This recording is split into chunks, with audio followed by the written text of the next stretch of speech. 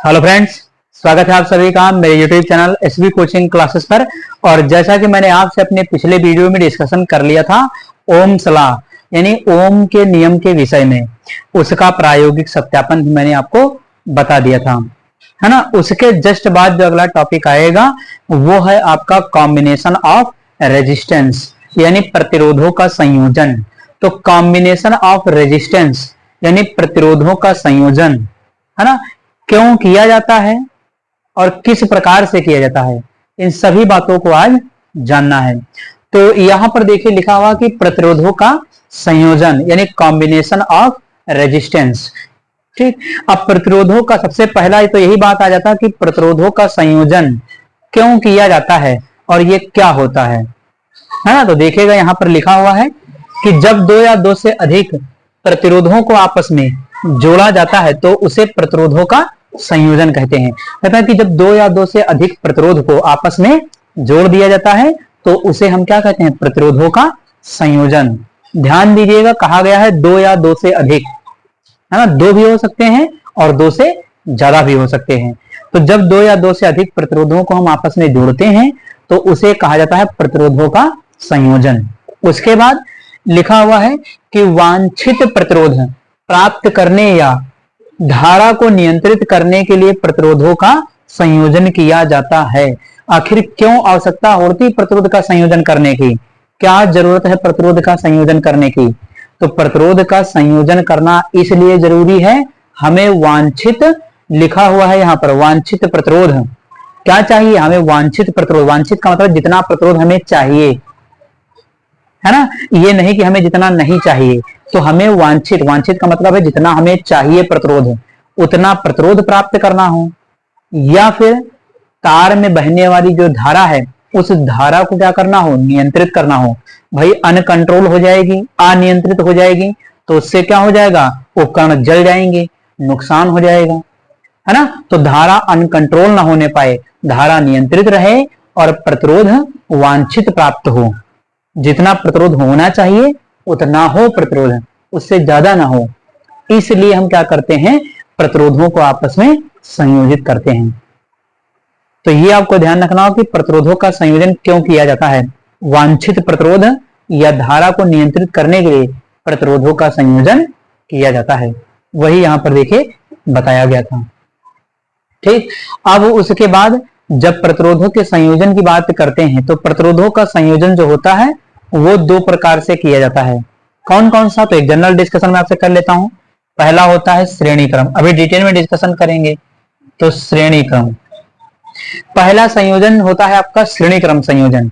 तो श्रेणी क्रम संयोजन में क्या होता है, इस संयोजन में आपके जो प्रतिरोध होते हैं उनको एक सीरीज में, एक श्रेणी में, श्रेणी का मतलब होता है क्रम, है ना, तो एक श्रेणी में, इसको कहते हैं इन सीरीज कॉम्बिनेशन।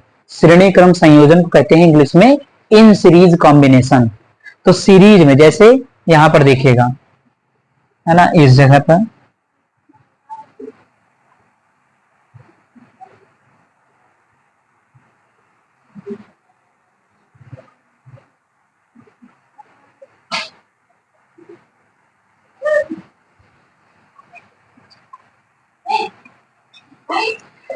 है ना, यहां पर मैंने देखिए प्रतिरोध लगा दिया, इसको नाम दे दिया R1 का, इसको R2 का और इसको R3 का। ये तीन प्रतिरोध अभी डिटेल में डिस्कशन करेंगे, जनरल बता देते हैं आपको। यहाँ पर ये पॉजिटिव टर्मिनल और यहाँ पर ये नेगेटिव। ये क्या है, तो ये बैटरी है। ठीक, ये बैटरी है, ध्यान रखिएगा, सेल नहीं है। ठीक, सेल और बैटरी में क्या अंतर होता है पिछले वीडियो में मैंने बताया, उसको देख लीजिएगा। ये क्या है, कुंजी है ना, इसकी सहायता से विद्युत धारा का प्रवाह रोकते हैं और बंद करते हैं। ठीक, तो ये क्या है आपकी कुंजी होती। धारा हमेशा कहां से कहां तक, पॉजिटिव से निगेटिव की ओर बहती है। तो यानी धारा इस साइड से इस साइड की ओर जाएगी। ठीक, तो इसमें धारा क्या रहेगी, तो धारा सभी में सेम रहती है। यहां पर जो विभव या विभवांतर होगा वो V1, V2 और V3। तो इस संयोजन को हम कहते हैं श्रेणी क्रम संयोजन। यहां पर देख रहे हैं कि प्रतिरोध का जो पहला सिरा है, इधर वाला सिरा, ये कहां जुड़ा हुआ है, तो बैटरी से जुड़ा हुआ है। और कौन से ध्रुव से, धन ध्रुव से। तो प्रतिरोध का जो पहला सिरा इसमें होता है वो बैटरी के धन ध्रुव से जुड़ा हुआ होता है। अंतिम प्रतिरोध का जो दूसरा सिरा होता है, अंतिम प्रतिरोध R3 है, इसका दूसरा सिरा ये देखिए ये है, कहां जुड़ा होगा, तो बैटरी के ऋणात्मक ध्रुव से। तो देखिए इधर जुड़ा हुआ है, यहां से निगेटिव से। तो इस संयोजन को हम कहते हैं श्रेणी क्रम संयोजन। इसमें धारा समान रहती है, भाई धारा सब में तो एक ही धारा बहेगी, कोई मार्ग तो अलग है नहीं। तो यहाँ पर देखिए एक के बाद एक के बाद एक है, तो ये क्या है, श्रेणी क्रम में है। देखिए एक है, फिर दूसरा है, फिर तीसरा है, पहला प्रतिरोध, दूसरा प्रतिरोध, तीसरा प्रतिरोध, R1 R2 R3 श्रेणी क्रम में हो गया, है ना। विभवांतर देखिए क्या है, तो V1 V2 V3, यानी सभी जगह पर अलग अलग प्रकार का विभवांतर उत्पन्न होगा। भाई जब प्रतिरोध क्या है, अलग अलग है, तो विभवांतर भी क्या होगा, अलग अलग आएगा। ठीक, तो यहां पर क्या है, विभवांतर आपका भिन्न भिन्न हो जाता है। बाकी ये बैटरी है, ये कुंजी। तो ये होता है आपका श्रेणी क्रम संयोजन। समांतर क्रम की बात करेंगे तो समांतर क्रम में जस्ट इसका अपोजिट डायग्राम बनता है, छोटा सा मैं आपको बना करके बता देता हूं, अभी डिटेल में डिस्कशन करेंगे उसके विषय में। जैसे यहां पर है,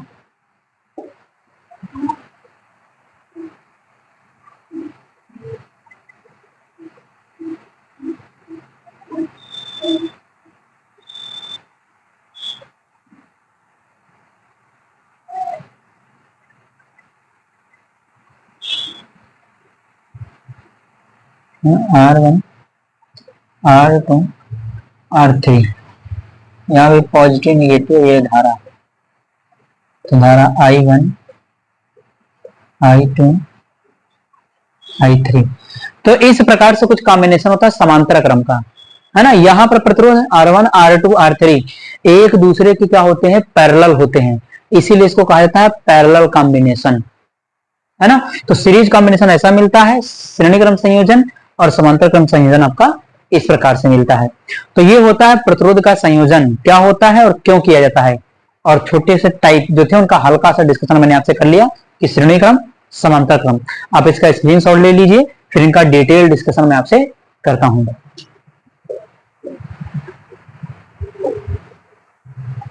देखिएगा यहां पर लिखा क्या है कि जब पहले प्रतिरोध का पहला सिरा, पहले प्रतिरोध का पहला सिरा, देखिए पहला प्रतिरोध R1 है, इसका पहला सिरा कहां जुड़ा हुआ है, इधर बैटरी से जुड़ा हुआ है, तथा अंतिम प्रतिरोध कौन सा, ये देखिए R3, अंतिम प्रतिरोध का दूसरा सिरा, अंतिम प्रतिरोध ये है, इसका दूसरा सिरा क्या है, ये वाला, इधर पीछे वाला सिरा है दूसरा इसका। तो अंतिम प्रतिरोध R3, इसका दूसरा सिरा ये वाला कहां से जुड़ा हो, सिरा बैटरी से जुड़ा होता है। देखिए इधर वाला सिरा कहां जुड़ा हुआ है, ये इधर बैटरी से जुड़ा हुआ है ना। तो अंतिम प्रतिरोध का दूसरा सिरा कहां जुड़ा है, ये बैटरी से इधर से जुड़ा है, कनेक्ट है। ठीक, तो उसे श्रेणी क्रम संयोजन कहते हैं, यानी तब उसे हम क्या कहेंगे, श्रेणी क्रम संयोजन। या दूसरी भी परिभाषा मिल सकती है कि जब पहले प्रतिरोध का पहला सिरा, पहले प्रतिरोध का पहला सिरा बैटरी के धन ध्रुव से, तो बैटरी का देखिए धन ध्रुव ये है, इसका ये वाला सिरा इधर देखिए ऐड है, इसका ये पहला सिरा इधर ऐड है, तो बैटरी के धन ध्रुव से, तथा अंतिम प्रतिरोध का, है ना, दूसरा सिरा, देखिए अंतिम प्रतिरोध का ये वाला दूसरा सिरा बैटरी के ऋण ध्रुव से। ऋण ध्रुव का मतलब क्या है, निगेटिव। तो इधर का ये सिरा देखिए ऋण ध्रुव से जुड़ा हुआ है, माइनस चार्ज वाले से, है ना। तो अंतिम प्रतिरोध का दूसरा सिरा बैटरी के ऋण ध्रुव से जुड़ा होता है, तो उसे श्रेणी क्रम संयोजन कहते हैं। तो दोनों में से कोई भी डिफिनेशन आप लिख सकते हैं। तो ये हो गया। उसके बाद देखिए क्या लिखा, इस संयोजन से हमें अधिकतम प्रतिरोध प्राप्त होता है, यानी श्रेणी क्रम संयोजन से जो प्रतिरोध है वो अधिकतम प्रतिरोध प्राप्त होता है, यानी इसमें जो प्रतिरोध मिलेगा वो बहुत ज्यादा मिलेगा। तो जब ज्यादा प्रतिरोध प्राप्त करना होता है, जब ज्यादा प्रतिरोध चाहिए होता है, तो हम क्या करते हैं कि श्रेणी क्रम में उपकरणों को अरेंज करते हैं, है ना। या जो भी उपकरण है आपके उनको श्रेणी क्रम में लगाया जाएगा, उनमें प्रतिरोधों को श्रेणी क्रम में जोड़ा जाएगा। ठीक, तो ये होता है आपका श्रेणी क्रम संयोजन, इसकी डिफिनेशन और इसका ये डायग्राम। आप इसका स्क्रीनशॉट ले लीजिए, फिर इसका जो डेरिवेशन है ना, उस डेरिवेशन को मैं आपको करवाता हूं।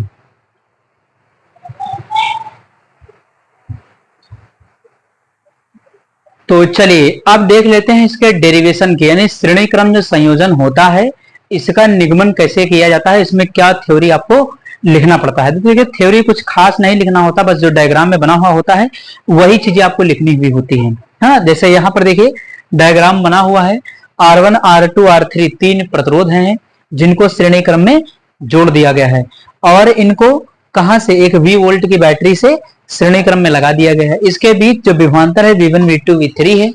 धारा इसमें कौन सी है, तो I बह रही है और इसमें क्या है, एक कुंजी लगी हुई है। ठीक, तो डायग्राम को देख करके थ्योरी बना करके भी लिखी जा सकती है ना। लेकिन अगर फिर भी आपको एग्जैक्ट बिल्कुल पॉइंट टू पॉइंट और राइट करेक्ट थ्योरी आपको चाहिए तो वो यहाँ पर आपके देखिए स्क्रीन पर लिखी हुई है, इसको मैं पढ़ करके आपको बता देता हूं और उसके बाद फिर इसको समझाता हूं आपको। तो इसमें देखिए थ्योरी में क्या कहता है कि यहाँ पर लिखा कि माना तीन प्रतिरोध R1 R2 R3 हैं। तो बिल्कुल सही है कि माना तीन प्रतिरोध R1 R2 R3, भाई मान करके कंसिडर करके ये करते हैं। तो तीन प्रतिरोध R1 R2 R3 हैं, तीनों को श्रेणी क्रम में जोड़कर, तीनों को श्रेणी क्रम में जोड़ करके कहां जोड़ा गया है, V वोल्ट की बैटरी से। बैटरी कितने वोल्ट की है, V वोल्ट की, श्रेणी क्रम में जोड़कर V वोल्ट की बैटरी से जोड़ा गया है। ठीक है, चूंकि प्रतिरोध श्रेणी क्रम में जुड़े हैं इसलिए इसमें समान धारा I प्रवाहित होती है। प्रतिरोध श्रेणी क्रम में जुड़े हुए हैं इसलिए इनमें समान धारा क्या होती है, I प्रवाहित होती है। तो धारा इसके अंदर जो करंट है वो आपकी स्मॉल I क्या होती है, प्रवाहित होती है। ठीक, तो धारा ये I मिल जाएगी। उसके बाद क्या है, परंतु इनके बीच विभवांतर V1 V2 V3 होता है। तो कह रहा है कि इनके जो बीच विभवांतर है V1 V2 V3, भाई धारा सब में सेम है, प्रतिरोध अलग अलग है। तो जब प्रतिरोध अलग अलग होगा तो वहां पर विभवांतर क्या आएगा, अलग अलग आएगा, है ना। उसके बाद क्या कहता है, कहता है कि इस प्रकार सभी विभवांतरों का योग कुल विभवांतर के योग के बराबर होगा, है ना। अब देखिएगा यहां पर ध्यान से, तो कह रहा है कि सभी विभवांतरों का जो योग है वो कुल विभवांतर के योग के बराबर होगा। अब अर्थात करके यहीं से आपको डेरिवेशन चालू कर देना है, यानी थ्योरी लिखने के बाद अब जहां से जो मैं बताने जा रहा हूं वो इस थ्योरी के बाद आपको लिखना होगा। तो अगर मान लिया इस सेल के अंदर, है ना, इस संयोजन के अंदर कुल विभवांतर पूछा जाए कि टोटल विभवांतर कितना है, तो विभवांतर टोटल निकालने के लिए क्या करेंगे, V1 V2 V3 तीनों को ऐड कर देंगे तभी टोटल पता चलेगा। तो यहां पर लिखिएगा कि अर्थात V बराबर V1 plus V2 plus V3, समीकरण नंबर 1। अर्थात करके थ्योरी लिखने के बाद यही बात आपको लिखनी है कि जो कुल विभवांतर होगा वो सभी विभवांतरों के योग के क्या होगा, बराबर होगा, है ना। भैया आपके पास क्या है कि आपके पास मान लिया 30 रुपए थे, 30 रुपए आपके पास थे, है ना। आपने अलग अलग जगह पर 10-10 रुपए खर्च कर लिए, है ना। तो अलग अलग जगह पर 10-10 रुपए खर्च कर लिए। अब आपसे पूछा गया कि आपने कुल कितने रुपए खर्च किए, तो सभी को क्या करेंगे, ऐड करेंगे। जितनी जगह पर खर्च किया है उतनी जगह पर सभी को ऐड करके बताएंगे कि टोटल 300 रुपए खर्च हो गए। तो उसी प्रकार से तीन जगह अलग अलग प्रकार का विभव है तो तीनों को जोड़ेंगे तो कुल विभव पता चल जाएगा कि कितना होगा। तो V बराबर V1 plus V2 plus V3 कर दिया गया। उसके बाद ओम का नियम, फिर लिखेंगे ओम के नियम से, ओम के नियम से, ओम के नियम से। ओम का नियम क्या कहता है, ओम का नियम V बराबर IR होता है ना। तो ध्यान से देखिएगा इसको, ओम का नियम V बराबर IR ये होता है, V बराबर IR। अब सभी के लिए क्या करना है, आपको ओम का नियम लगा देना है, यानी पहले प्रतिरोध में ओम का नियम, दूसरे प्रतिरोध में ओम का नियम, तीसरे प्रतिरोध में ओम का नियम, सभी के लिए आपको लिखना है ना। तो चलिए लिखते हैं। जैसे पहले प्रतिरोध के लिए तो V1 बराबर IR1, देखिए पहले वाले प्रतिरोध के लिए लिखना है, प्रतिरोध कितना है, R1 है, विभव कितना है, V1 है। देखिए V की जगह पर क्या हो जाएगा, V1, I तो सेम रहेगा, R की जगह पर क्या हो जाएगा, R1। ठीक, दूसरे वाले में देखिए प्रतिरोध कितना, R2, विभव कितना, V2, तो यहां पर लिख देंगे V2 बराबर IR2। ठीक, तीसरे में विभव कितना है, V3, और यहां पर लिख देंगे IR3। देखिए हो जाएगा। अब आपको क्या लिखना है, अब आपको लिखना है कि ये वाले मान, उपरोक्त मान समीकरण नंबर 1 में रखने पर। तो चलिए रख दीजिए, ये सारे मान क्या करना है, ऊपर रख देना है। तो यहां पर लिखेंगे उपरोक्त मान समीकरण 1 में रखने पर, समीकरण 1 में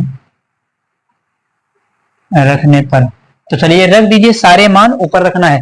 तो v बराबर क्या है, v बराबर है आई आर। ठीक, तो v की जगह पर आई आर कर देंगे, तो ये हो जाएगा आई आर। v बराबर आई आर है, तो v की जगह पर आई आर। v1 की जगह पर देखिए, v1 की जगह पर क्या आई आर वन आया है, तो यहां पर लिख देंगे I R one plus v2 है, v2 का मान कितना है, तो आई आर टू, तो आई आर टू। फिर उसके बाद v3 का मान कितना है, तो v3 का मान आई आर थ्री, तो आई आर थ्री। तीनों जगह से देखिए आई कॉमन है, सब जगह से निकाल लीजिए इसको। तो आई और ये आर बराबर, आई सभी जगह से कॉमन ले लिया, तो आ जाएगा R one plus R two और प्लस आर थ्री, ये बचेगा। आई दोनों साइड में है, क्या करिए काट दीजिए इसके। तो आर बराबर देखिए क्या बचेगा, R one plus R two plus R three. तो फाइनल फार्मूला जो आपके श्रेणी क्रम संयोजन का आता है वो ये आ जाता है ना, ये इसका डेरिवेशन होता है, आर बराबर R one plus R two plus R three.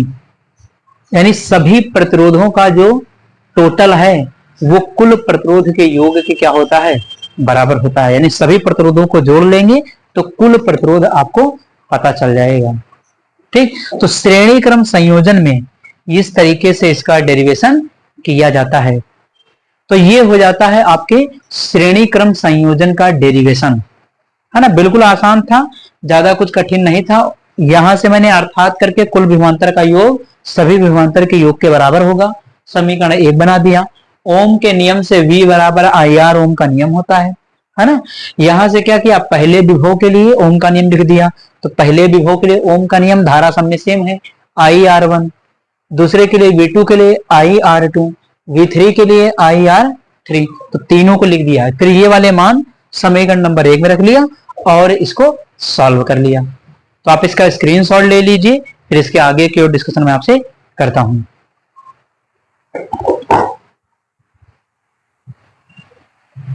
तो चलिए अब उसके बाद देख लेते हैं, यहाँ छोटे से पॉइंट का डिस्कशन कर लेते हैं कि अगर इस समांतर जो श्रेणी क्रम संयोजन है, यानी इस श्रेणी क्रम संयोजन में अगर कई सारे प्रतिरोध लगे हुए हों तो उनका तुल्य प्रतिरोध, अभी जो फार्मूला मैंने आपको बताया है, क्या फार्मूला बताया है कि ये बताया R बराबर R one plus R two और प्लस आर थ्री। तुल्य प्रतिरोध निकालने का तो ये फार्मूला होता ही है। यानी तुल्य प्रतिरोध आपको श्रेणी क्रम में निकालना हो तो R बराबर R one plus R two R three, ये कर सकते जो भी मैंने डेरिवेशन आपको करवाया। उसके बाद अगर मान लिया शॉर्टकट तरीके से भी लगाना हो तो ध्यान दीजिएगा, यहां पर जैसे मैंने मान लिया कि यदि कैपिटल आर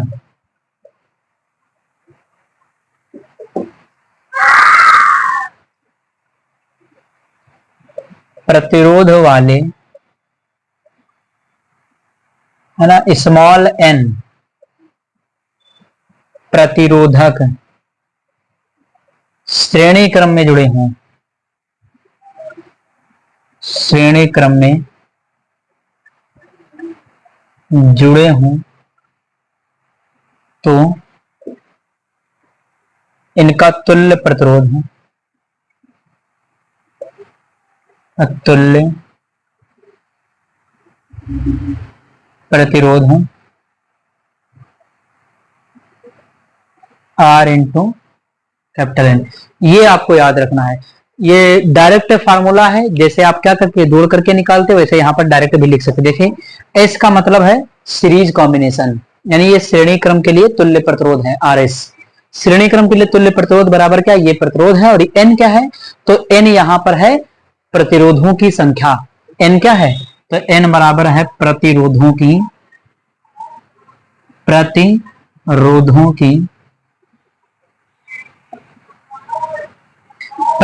की संख्या है। आर क्या है, तो आर है कुल प्रतिरोध, है ना। जैसे एग्जांपल में आपको बता दें, जैसे यहां पर कहा गया कि 10 ओम के 10 ओम के 6 प्रतिरोधक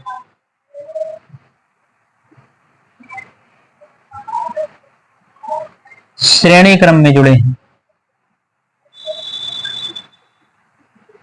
जुड़े हों तो इनका तुल्य प्रतिरोध बताइए। तो इनका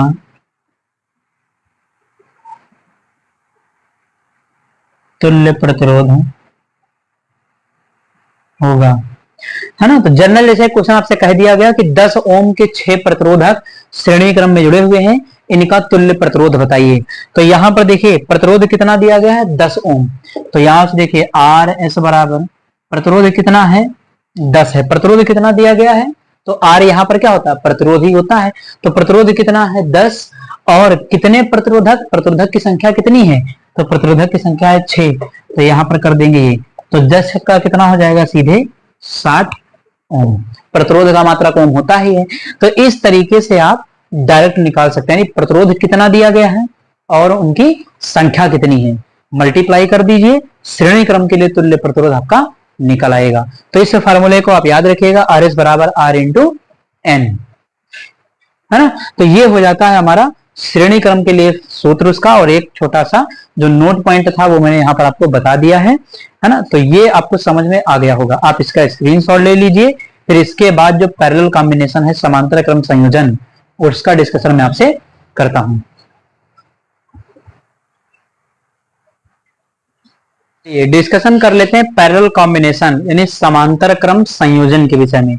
अब समांतर क्रम संयोजन यानी पैरेलल कॉम्बिनेशन में क्या होता है, यहां पर प्रतिरोधों को हम क्या करते हैं, जस्ट एक दूसरे के पैरेलल ऐड करते हैं, है ना। ये क्यों किया जाता है, क्योंकि इस क्रम से हमें क्या होता है, न्यूनतम प्रतिरोध है, यानी कम से कम बाधा, कम से कम रुकावट, कम से कम प्रतिरोध प्राप्त होता है, और जो कि हमें चाहिए होता है ना।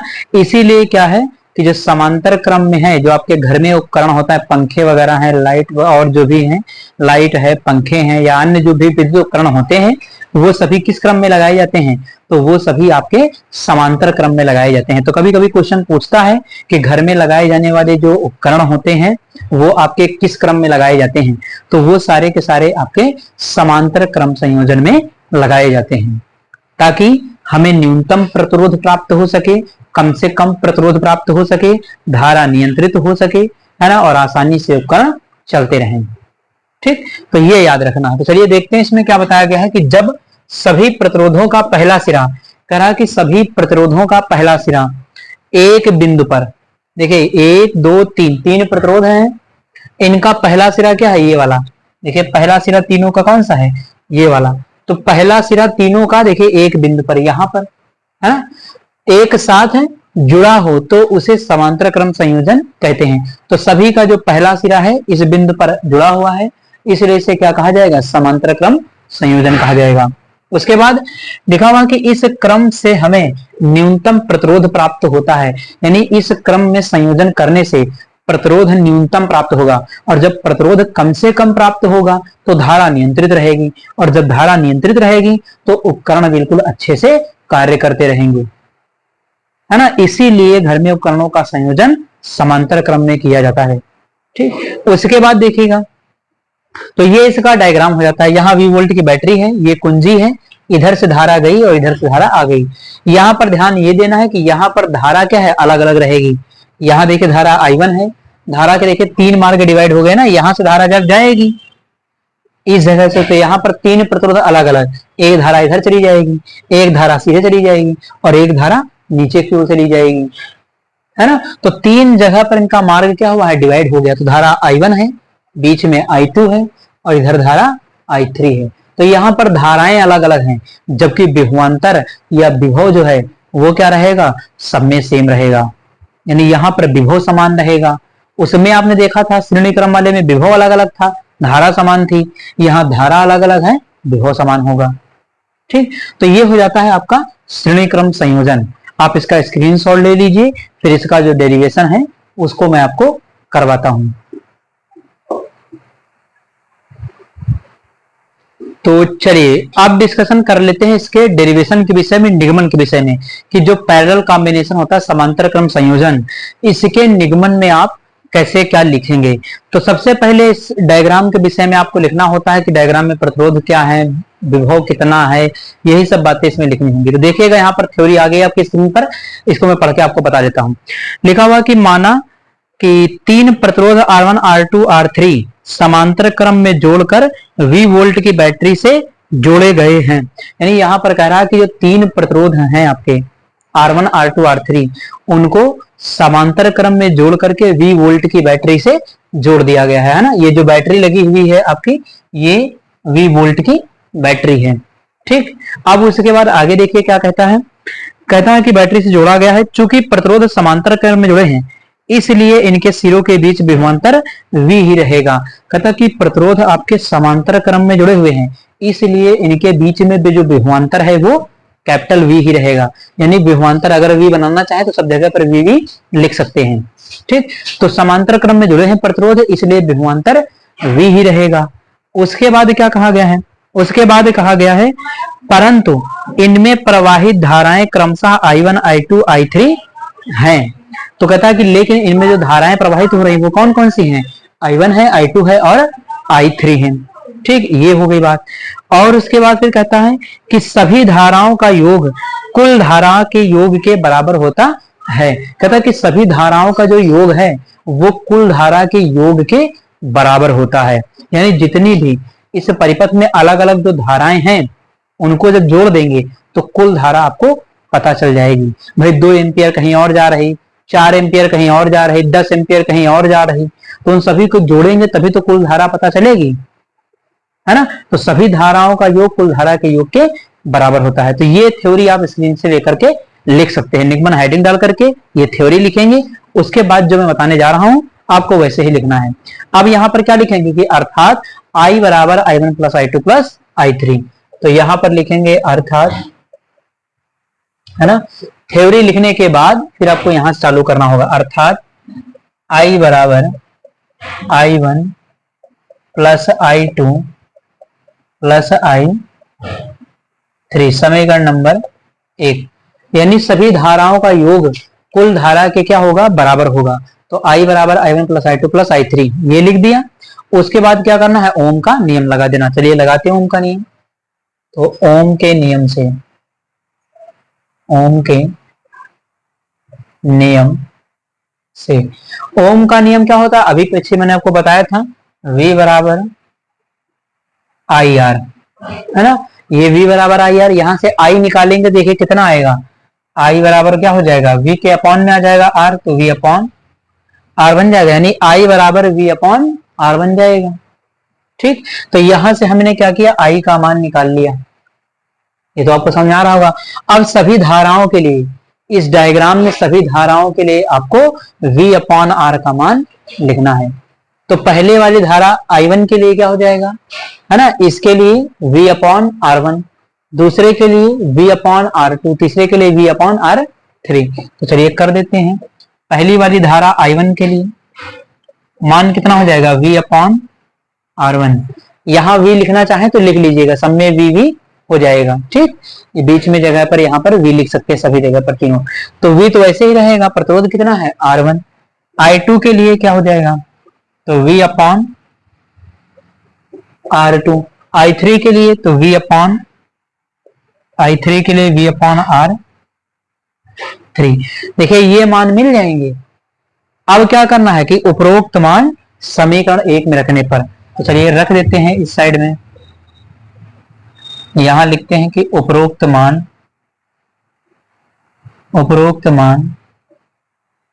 समीकरण 1 में रखने पर। ठीक, तो ये वाले सारे मान कहां रखना है, समीकरण नंबर 1 में। I का मान कितना है, तो I का मान V अपॉन R, I1 का मान कितना है, V अपॉन R1, I2 का मान कितना, V अपॉन R2, I3 का मान कितना, V अपॉन R3। तो चलिए लिख देते हैं V अपॉन R। I का देखिए, I का मान कितना था, I का मान V अपॉन R है, तो I की जगह पर V अपॉन R लिख दिया। ठीक, I1 का मान V अपॉन R1, तो ये V अपॉन R1 I2 का मान देखिए V अपॉन R2, तो V अपॉन R2। I3 का मान, तो I3 का मान V अपॉन R3, तो प्लस में V अपॉन R3। V सब जगह से कॉमन ले सकते हैं, तो V अपॉन R1। यहां से V सभी जगह से कॉमन ले लिया, तो यहां बचेगा 1 upon R1 plus 1 upon R2 plus 1 upon R3। देखिए V से V क्या हो जाएगा, कैंसिल आउट, यहां से V कैंसिल हो गया। अब बचा क्या आपका 1 अपॉन R बराबर 1 upon R1 plus 1 upon R2 plus 1 upon R3। ये देखिए समांतर क्रम संयोजन का फाइनल फार्मूला आ गया, है ना, तुल्य प्रतिरोध निकालने का। 1 अपॉन R बराबर 1 upon R1 plus 1 upon R2 plus 1 upon R3। ये हो जाता है आपके समांतर क्रम संयोजन के सूत्र का निगमन। बिल्कुल आसान था। सभी धाराओं का योग कुल धारा के बराबर होगा। ओम के नियम से V बराबर IR ओम का नियम है। यहां से I निकालेंगे, I बराबर V अपॉन R। पहले वाली धारा के लिए I1 के लिए क्या होगा, विभवांतर सब में सेम रहेगा V, तो V अपॉन R1। I2 के लिए V अपॉन R2, I3 के लिए V अपॉन R3। ये सारे मान कहाँ रखना है, समीकरण नंबर 1 में। तो लिखा हुआ उपरोक्त मान समीकरण 1 में रखने पर सभी को रख दीजिए। V upon R1, V upon R1, V upon R2, V upon R3। यहां से V कॉमन ले लिया, V से V कैंसिल हो गया, यहाँ पर कुछ नहीं बचेगा 1, तो 1 अपॉन R1, ठीक, 1 अपॉन R1 अपन 1 upon R2 plus 1 upon R3 plus 1 upon R3। तो इस प्रकार से समांतर क्रम संयोजन के लिए ये निगमन हो जाता है। आप इसका स्क्रीनशॉट ले लीजिए, फिर आगे की और डिस्कशन में आपसे करता हूं।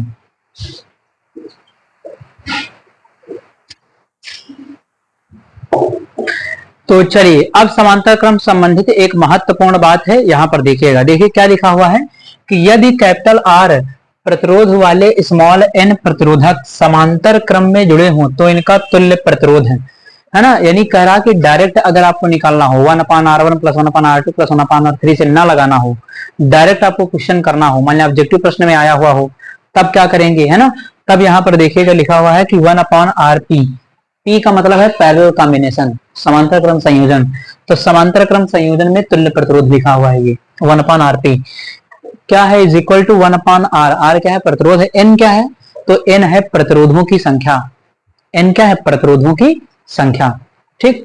उसके बाद यहां से क्या करेंगे, यहां से देखिए 1 अपान RP, इसको मल्टीप्लाई कर दिया तो N ऊपर रहा, R नीचे। यहां से जब RP निकालेंगे, RP निकालेंगे तो क्या होगा, RP बराबर क्रॉस मल्टीप्लाई हो जाएगा। ये क्या होगा, क्रॉस, अभी RP निकालना, क्रॉस मल्टीप्लाई हो जाएगा तो R ऊपर, N क्या हो जाएगा, नीचे। तो यहाँ RP बराबर R ऊपर हो गया और N कहाँ चला गया, नीचे। तो RP बराबर R अपॉन N। R क्या है, तो R है प्रतिरोध, ठीक। R क्या है, प्रतिरोध है। N क्या है, तो प्रतिरोधकों की संख्या या प्रतिरोधों की संख्या, चाहे प्रतिरोधक कहे या प्रतिरोधों की संख्या, एक ही बात तो है। तो N क्या है, प्रतिरोधों की संख्या या प्रतिरोधक की संख्या। R क्या है, आपका प्रतिरोध है। ये क्या है, तो तुल्य प्रतिरोध है। किस क्रम में, समांतर क्रम में। कैसे पता चला, यहाँ पर P लिखा है, P फॉर पैरेलल कॉम्बिनेशन, समांतर क्रम संयोजन, ठीक। तो ये हो जाएगा। चलिए आपने उसका स्क्रीनशॉट ले लिया होगा। अब उसके बाद देखिएगा इस फार्मूले को क्लियर करने के लिए, यानी जो मैंने फार्मूला अभी आपको बताया है कि RP बराबर R बाई N। R क्या है आपका, तो प्रतिरोध है। N क्या है, तो प्रतिरोधकों की संख्या या प्रतिरोधों की संख्या है। तो इसी को समझाने के लिए छोटा सा सवाल ले लिया यहाँ पर। जैसे मान लिया ये सवाल आपको दिया गया और इसमें पूछा गया कि कुल प्रतिरोध बताइए परिपथ का। तो यहाँ पर जब देखेंगे तो ये समांतर क्रम में ऐड है तीनों, और कुछ नहीं करना, सीधे शॉर्टकट फार्मूले का यूज करके एक लाइन में आंसर आ जाएगा। मान लिया ऑब्जेक्टिव प्रश्न में आता है तो सीधे आप इसको लगा सकते हैं। तो क्या हो जाएगा, देखिए यहां से इसका सोल्यूशन में कर देंगे, क्या जाएगा देखिए। तो यहां से लिख देंगे RP, यानी RP बराबर कैपिटल R। R क्या है, प्रतिरोध। प्रतिरोध कितना है, देखिए 4 ओम सब कहीं लगा हुआ है, तो 4 कर देंगे। कितने प्रतिरोध हैं, तो प्रतिरोधकों की संख्या कितनी है, 3 लगे हुए हैं, तो 3। ये देखिए आ गया RP बराबर 4/3। इस परिपथ का जो तुल्य प्रतिरोध है वो 4/3 आएगा। अगर फार्मूले से करना चाहे तो चलिए फार्मूले से मैं बता देता हूं आपको। जैसे देखिएगा फार्मूला क्या था, 1 अपान R बराबर 1 अपान R1 प्लस 1 अपान R2 प्लस 1 अपान R3। ये फार्मूला था, समांतर क्रम में भी बताया पीछे। तो क्या करेंगे, 1 अपान R1 का मान कितना है, तो 4 है। R2 का मान भी कितना है तो 4 है, R3 का मान भी कितना है तो 4, सभी का मान 4 जोड़ देंगे, पूरा टोटल कितना आ जाएगा 3/4। तो इस साइड में कर देते हैं इसको, 1/r बराबर 3/4, क्रॉस मल्टीप्लाई r निकालेंगे तो 4/3। ये देखिए, तो जो यहाँ डायरेक्ट किया था वो यहाँ फार्मूले से भी कर लेते हैं। इस प्रकार से इसको किया जाएगा। इसके अलावा मान लिया कोई और क्वेश्चन दे दिया जाए, जैसे देख लीजिएगा, क्वेश्चन में बता देते हैं। जैसे आपसे कहा गया कि 5 ओम के, तो ये देखिए 5 ओम के 4 प्रतिरोधक समांतर क्रम में जुड़े हैं, तो इनका तुल्य प्रतिरोध बताइए। बिल्कुल आसान सा सवाल है। फार्मूले को देखिए, क्या है आर पी, ऊपर क्या है आर, क्या है प्रतिरोध, कितना है तो 5 ओम। ठीक, कितने हैं प्रतिरोधकों की संख्या कितनी है तो 4, तो आर पी बराबर 5/4 हो गया।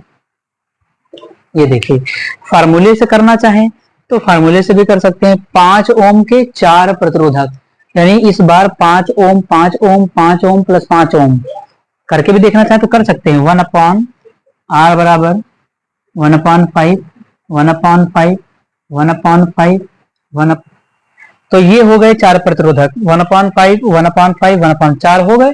सभी को जोड़ देंगे, हर बराबर जुड़ जाएगा तो ऊपर कितना हो जाएगा 4 और नीचे हो जाएगा 5। ये निकाला। अभी r बराबर निकालेंगे तो कितना हो जाएगा, r बराबर हो जाएगा 5 ऊपर और 4 नीचे। ये क्रॉस मल्टीप्लाई कर देते हैं, क्रॉस मल्टीप्लाई से क्या होगा, 5 ऊपर चला जाएगा 4 नीचे चला जाएगा। तो इस प्रकार से कोई भी सवाल अगर ऑब्जेक्टिव में आता है डायरेक्ट करने के लिए, तो आप इस फार्मूले का यूज करके इनको लगा सकते हैं। ठीक, तो ये रहा आपका प्रतिरोध है, श्रेणी क्रम संयोजन, समांतर क्रम संयोजन, और उस पर आधारित कुछ उदाहरण थे जो मैंने आपको बता दिया है। तो उम्मीद करता हूं कि आज जो मैंने आपको पढ़ाया है वो समझ में आया हुआ होगा। और अगर चैनल पर नए हैं तो चैनल को सब्सक्राइब करें, वीडियो को लाइक करें और शेयर करते रहिए। तो चलिए फिर पढ़ते रहिए, मिलते हैं अपने नेक्स्ट लेक्चर में। Thanks for watching this video.